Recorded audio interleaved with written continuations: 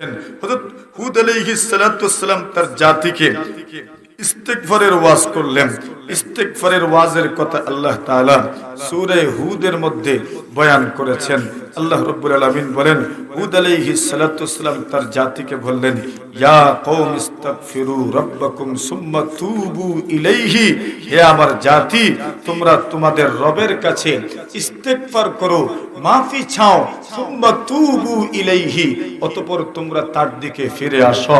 ইস্তিগফারের আমল এমন এক আমল, আল্লাহ তাআলা বলেন হুদ আলাইহিস সালাতু ওয়াস সালাম তার জাতিকে বললেন, ইউরসিলিস সামাআ আলাইকুম বিদরারা, ইস্তিগফার যদি করো আল্লাহ মুষলধারে তোমাদেরকে বৃষ্টি দান করবেন।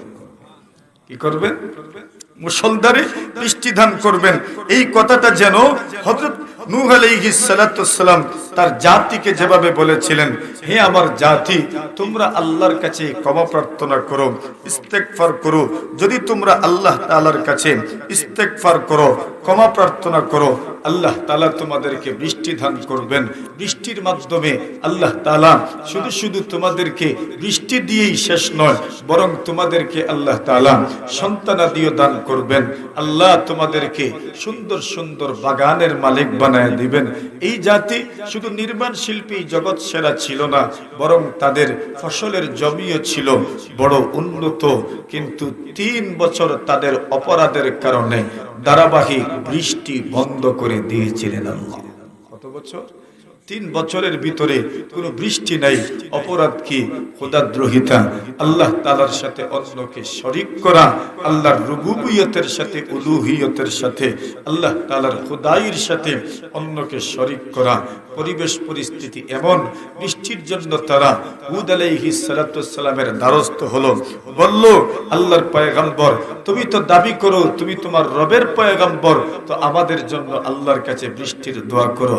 হুদ তখন জবাব দিয়েছিলেন, ওয়া কওম ইস্তাগফিরু রাব্বাকুম সুম্মা তুবু ইলাইহি ইউরসিলিস সামাআ আলাইকুম মিদরারা ওয়া ইয়াজিদকুম কুওয়াতান ইলা কুওয়াতিকুম ওয়া লা তাতাওয়াল্লাউ মুজরিমিন। হে আমার জাতি, তোমরা আল্লাহর কাছে ক্ষমা প্রার্থনা করো, আল্লাহর দিকেই ফিরে যাও। কি হবে? ইউরসিলিস সামাআ আলাইকুম মিদরারা, আল্লাহ মুষলধারে বৃষ্টি দান করবেন। ওয়া ইয়াজিদকুম কুওয়াতান ইলা কুওয়াতিকুম, আল্লাহ তোমাদের শক্তির উপর আরো তোমাদের শক্তি বৃদ্ধি করে দিবেন। নির্মাণ শিল্পে তো তোমরা জগৎ সেরা, সাথে সাথে আল্লাহ তোমাদের অঞ্চলে বৃষ্টি না থাকার কারণে তোমাদের অঞ্চলে এখন ফল ফসল হয় না, শস্য দানা হয় না। ইস্তেগফার করো, আল্লাহ শস্য দিবেন, গম দিবেন, পাট দিবেন, ধান দিবেন, সব ধরনের ফল ফসল আল্লাহ তোমাদেরকে দান করবেন। কিন্তু কে শুনে কার কথা? আল্লাহ তাআলা বলেন, আল্লাহ এদেরকে কত শত নিয়ামত দিলেন। হুদ আলাইহিস সালাতু ওয়াস সালাম ইতিপূর্বে আল্লাহর দেওয়া নিয়ামত তাদেরকে স্মরণ করায়া দিলেন। ফাত্তাকুল্লাহ ওয়া আতিউন ওয়াত্তাকুল্লাযী আমাদ্দাকুম বিমা তা'লামুন আমাদ্দাকুম বিআনআমিন ওয়া বানীন। আল্লাহ বলেন, আল্লাহ তোমাদেরকে চতুষ্পদ জন্তু দিয়েছেন, সন্তানাদিও দিয়েছেন। সন্তানাদি কি পরিমাণ? মাত্র 13 পরিবার, আর ওমান থেকে ইয়েমন পর্যন্ত পুরো অঞ্চল তাদের দখলে। সুবহানাল্লাহ। তো সন্তান কম না বেশি? আল্লাহ বলেন, আমাদ্দাকুম বিআনআমিন ওয়া বানীন, চতুষ্পদ জন্তুর নিয়ামত আল্লাহ দিয়েছেন, তোমাদেরকে সন্তানাদিও আল্লাহ দান করেছেন। এত সন্তানাদি দান করেছেন, মাত্র 13 পরিবারে পুরো অঞ্চল ভরপুর হয়ে গেছে। আল্লাহ তোমাদেরকে সুন্দর সুন্দর ফল ফসলের বাগানও দান করেছেন, ঝর্ণাও দান করেছেন। বৃষ্টি হলো আবার চলে গেল না, এমন নয়। আল্লাহ ঝর্ণা দিয়েছেন, লাগাটা নদী আছে, মনু নদী আছে, দলাই নদী আছে, খাল আছে, বিল আছে, পানি জমা থাকবে। যখন তোমার পানির দরকার, ওই নদীর থেকে, ঝর্ণা থেকে পানির মাধ্যমে সেচ কাজ সম্পাদন করে বুরু ফসল উৎপাদন করতে পারবা। সুবহানাল্লাহ। কে দিলেন? জোরে বলেন। আল্লাহ দিলেন। হুদ আলাইহিস সালাতু ওয়াসসালামের সম্প্রদায়ের রিঅ্যাক্ট কি ছিল? এরা বলে, ও হুদ, আপনি ওয়াজ করেন আর না করেন দুটোই সমান। নাউজুবিল্লাহ। আপনি ওয়াজ করেন আর না করেন, আমরা কিন্তু ফিরবো না। আমরা যেই কথার উপর আছি এটার উপর আমরা অটল থাকবো, অবিচল থাকবো। সাওয়াউন আলাইনা আওয়াজতা আম লাম তাকুন মিনাল ওয়াইজিন। আমাদের জন্য তো সমানই, আপনি ওয়াজ করেন আর ওয়াজ বন্ধ করেন, কিছু যায় আসে না, আমরা মানব না। নাউজুবিল্লাহ। এমন মানুষ তো আমাদের সমাজেও অভাব নেই। আপনি আমাদেরকে নসিহত করেন আর না করেন, আমরা যেমনে আছি এমনেই থাকবো। দেখছেন না, ছাগলের কানে ধরবেন, যতই ফোড়াই না আপনি, কানে ধরে বলে এটা এরকম, এটা এরকম, এটা এরকম, ছাড়বেন কান থেকে, এরপরে কান কি করব? যারা দিব। মানে বুঝায় কি? বুঝায় বলে আমি বুঝছি না। কি বুঝায়? আমি বুঝি নাই। তো আল্লাহ তাআলা বলছেন হুদ আলাইহিস সালাতু ওয়াসসালামের জাতির রিঅ্যাক্ট কি ছিল, রিঅ্যাকশন কি ছিল? এরা বলে, ক্বালু সাওয়াউন আলাইনা আওয়াজতা আম লাম তাকুম মিনাল ওয়াইজিন ইন হাযা ইল্লা খুলুকুল আউয়ালিন। তারা বলে, আমরা তো নতুন নয়, আগেকার যুগের উম্মত তো এইভাবে তাদের নবীদের সাথে আপনার আচরণ করেছিল, তাদের নবীদের দাওয়াতের রিঅ্যাক্ট এভাবেই তারা দেখিয়েছিল, তো এটা তো নতুন কিছু নয়। আল্লাহ তাআলাকে এরা বলে, হুদকে বলে, হুদ চিন্তা করিয়েন না, আল্লাহর আযাবও আমাদেরকে গ্রাস করতে পারবে না। নাউজুবিল্লাহ। একটা জাতি হটকারিতা করতে করতে কোন পর্যায়ে গিয়ে পৌঁছে আপনি একটু চিন্তা করেন। মানুষ যখন আল্লাহ থেকে দূরে যায়, অহংকারী যখন হয়ে যায়, দাম্ভিক যখন হয়ে যায়, মানুষের সাথে অহংকারী আচরণ করতে করতে শেষ পর্যন্ত ওই লোকটা তার খোদার সাথেও অহংকার করতে সামান্য পরিমাণ পিছপা হয় না। ঠিক না বে ঠিক? যেমন ওই জাতি তাদের শক্তি সামর্থ্যের উপর বিশ্বাসী হওয়ার কারণে খোদার সাথে অহংকার করতে লাগলো। এরা বলে, চিন্তা নাই তো, ওয়ামা নাহানু বিমুআযযাবিন, আমাদের উপর আল্লাহর আযাবও আসবে না। আল্লাহ বলেন, আচ্ছা তাই নাকি? আযাব আসবে না তো একটু অপেক্ষা করো, আমি দেখাচ্ছি আযাব কাকে বলে। নাউজুবিল্লাহ বলেন। আল্লাহ তাআলা বলেন, ফাকাজ্জাবুহু ফাআহলাকনাহুম। এরা তো আযাবকে অস্বীকার করলো, কিন্তু আল্লাহ তাদেরকে ধ্বংস করে দিলেন। ধ্বংস কিভাবে করলেন? ওই কথাটা আল্লাহ তাআলা সূরাতুল হাক্কার মধ্যে বড় সুন্দর বয়ান করেছেন। আল্লাহ রাব্বুল আলামিন বলেন, কাযযাবাত সামুদ ওয়া আদুম বিল কারিআ। আল্লাহ বলেন, সামুদ জাতি আর আদ জাতি কিয়ামতকে অস্বীকার করলো। অতঃপর আল্লাহ তাআলা সামুদ জাতিকে ধ্বংস করলেন, আদ জাতিকেও ধ্বংস করলেন। নাউজুবিল্লাহ বলেন। আদ জাতিকে কিভাবে ধ্বংস করলেন? আল্লাহ বলেন, ওয়া আম্মা আদুম ফাউহলিকু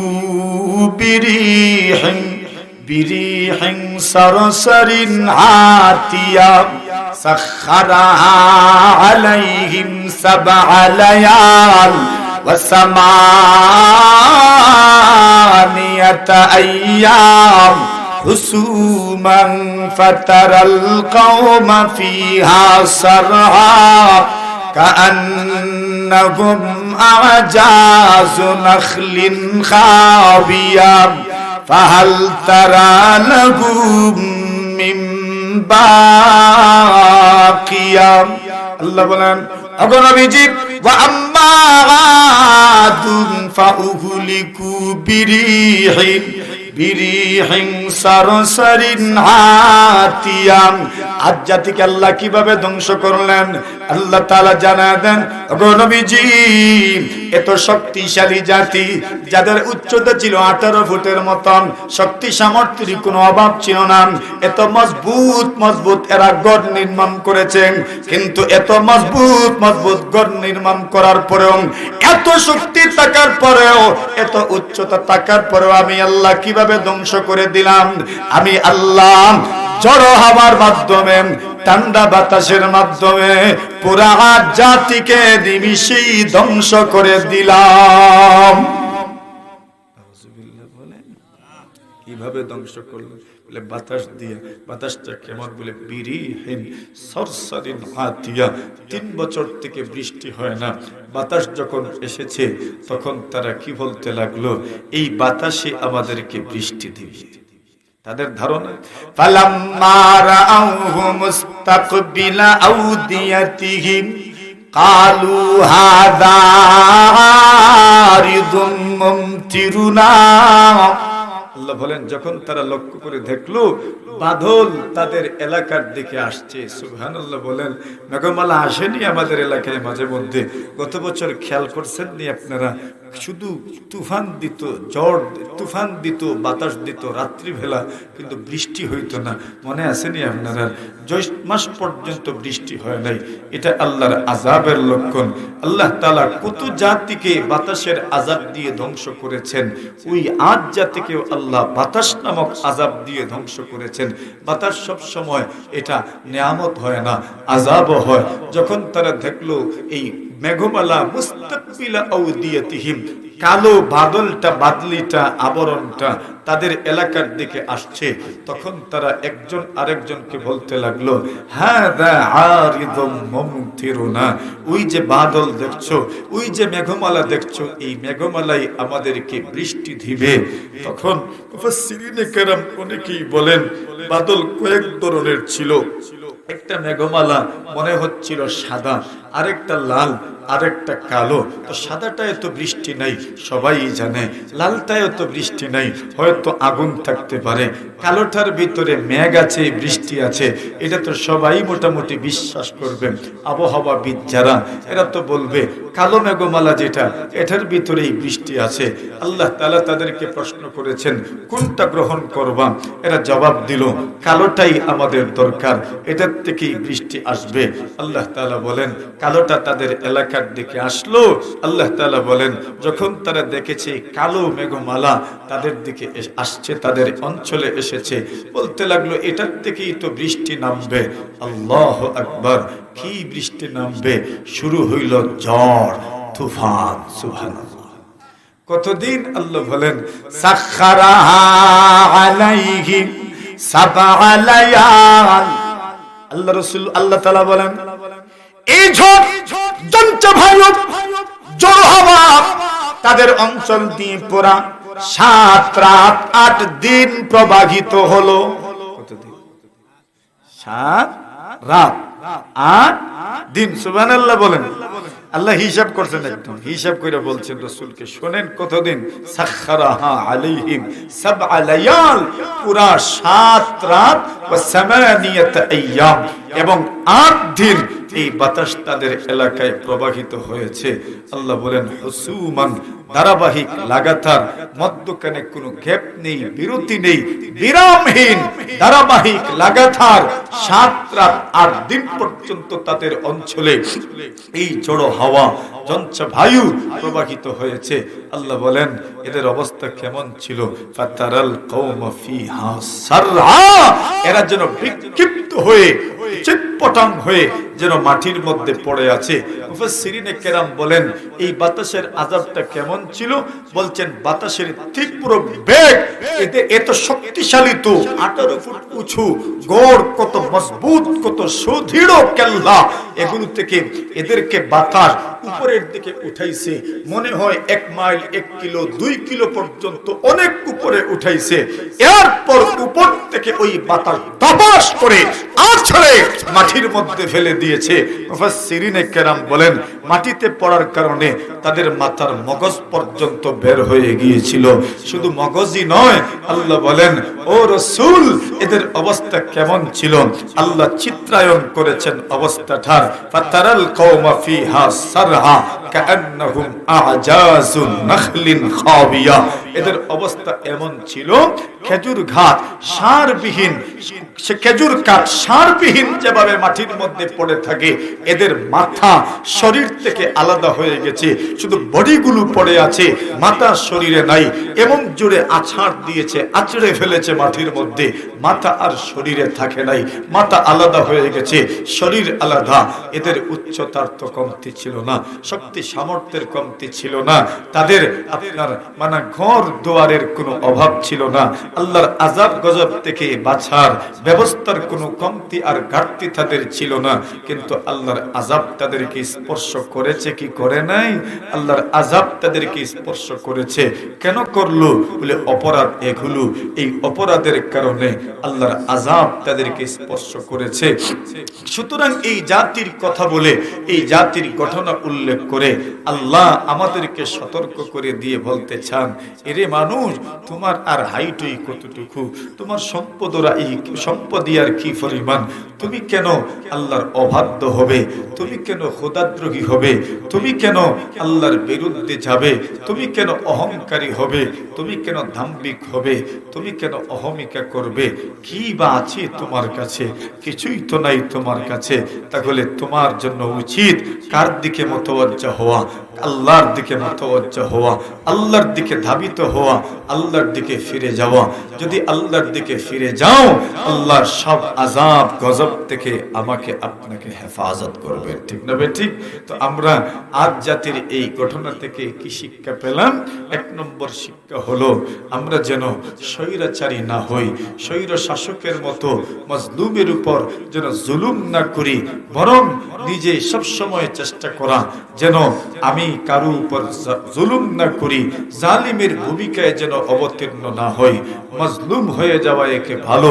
আল্লাহর রাসূল বলছেন, আমার মাধ্যমে কেউ যদি মজলুম হয়, তাহলে এই মজলুমের বদদুয়া তো আল্লাহ ফিরায়া দেন না।